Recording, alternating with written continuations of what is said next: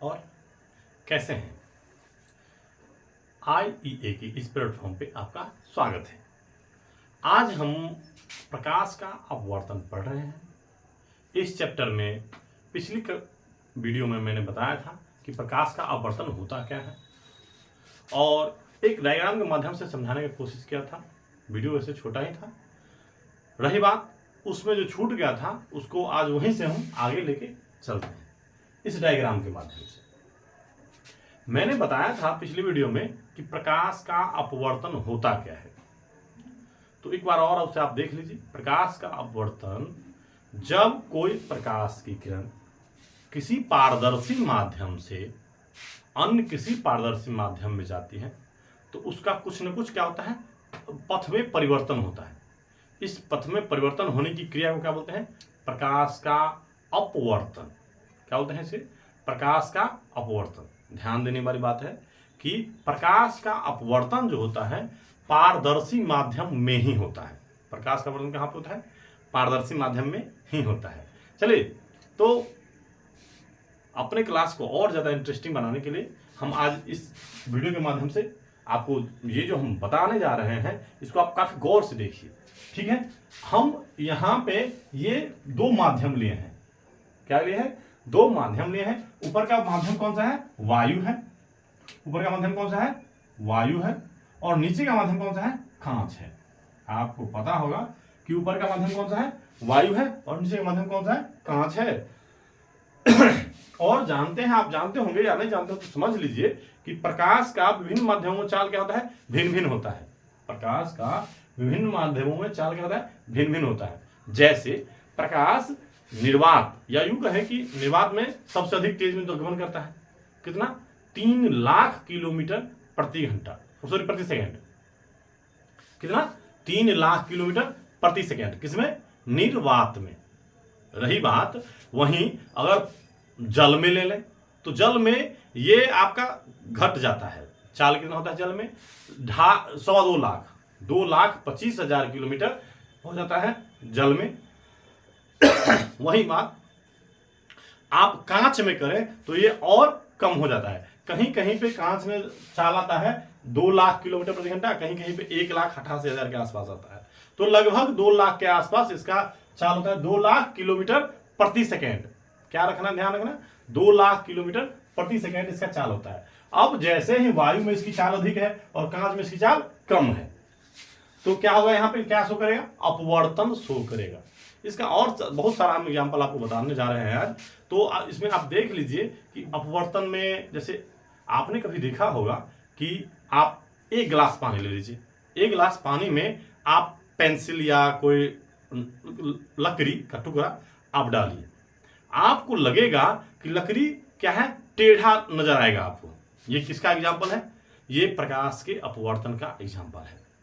कभी आपने देखा, बाल्टी में जल भर दीजिए, उसमें पानी का सिक्का रखिए, आप देखेंगे कि वो सिक्का आपको ऊपर उठा हुआ प्रतीत मालूम होगा कि समान जो तल है उसका उससे थोड़ा ऊपर उठा प्रतीत होता है। किसके कारण होता है, ये सारे के सारे प्रकाश के अपवर्तन के कारण ही होते हैं कि पानी में रखा हुआ सिक्का क्या होगा, ऊपर उठाई देता है। या पानी में या पेंसिल को या कोई छड़ी को डालते हैं तो आपको कैसा प्रतीत होता है, टेढ़ा प्रतीत होता है, अर्थात वास्तविक से थोड़ा ऊपर उठाव प्रतीत होता है, जिसके कारण आपको टेढ़ा मालूम पड़ता है। चलिए ठीक है, तो इसका मेन रीजन क्या है, प्रकाश का अपवर्तन। ठीक है, अब आते हैं यहाँ पे आज की जो वीडियो में मैंने बताने का कोशिश किया है वो प्रकाश का अपवर्तन किसे कहते हैं ये मैं बता दिया। अब आते हैं आपतित किरण। बताए थे हम आपतित किरण के बारे में, जो किसी माध्यम की सतह से टकराने वाली किरण को क्या बोलते हैं, आपतित किरण बोलते हैं। और जो वो किरण माध्यम में, एक माध्यम से दूसरे माध्यम में जाती है तो अर्थात अपवर्तन के बाद जो किरण होगी वो क्या होगा, अपवर्तित किरण हो जाएगी। निकलने वाले, वो दूसरे माध्यम से निकलने वाली किरण को क्या बोलेंगे, अपवर्तित किरण। अर्थात एक माध्यम में आया, वायु से आया और कांच के सतह से टकराया, तो ये हो गया क्या, आपतित किरण। और कांच से फिर आगे बढ़ा, अपवर्तित हो गया, तो ये क्या हो गया, अपवर्तित किरण हो गया। ठीक है, अब इस बिंदु पर, किसी भी बिंदु पर डाले गए लंब को क्या बोलते हैं, अभिलंब बोलते हैं। इसको अब मैंने पिछली वीडियो में बताया था, आज भी आप देख लीजिए, किसी बिंदु पर डाले गए लंब को क्या बोलते हैं, अभिलंब बोलते हैं। और यहां तक बात आती है, ये अपवर्तन कोण और आपतन कोण, ये क्या होता है, ध्यान रखने वाली बात है, ध्यान दीजिए थोड़ा इसमें। ये कभी कभी वैसे बराबर पूछ देता है बोर्ड परीक्षा में कि आपतन कोण और अपवर्तन कोण में क्या संबंध है, आपतन कोण और अपवर्तन कोण में क्या संबंध है, क्या संबंध है, तो आप एक बार देख लीजिए।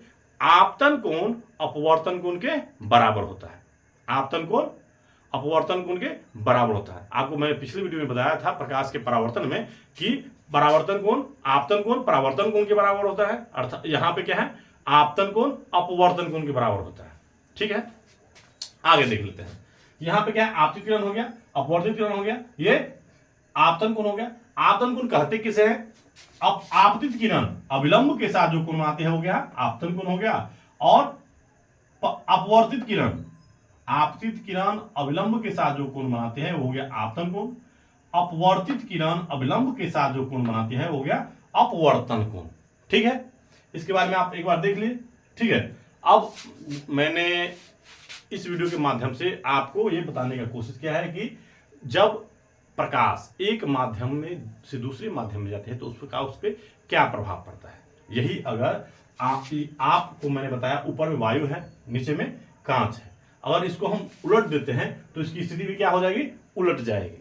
इसकी स्थिति भी क्या हो जाएगी, उलट जाएगी। ये अविलंब से दूर न हट, मतलब दूर हट जाएगी। यहाँ पे क्या होगा, कांच से अगर हवा में जाएगी तो वो अविलंब से क्या होगा, थोड़े दूर हटेगी।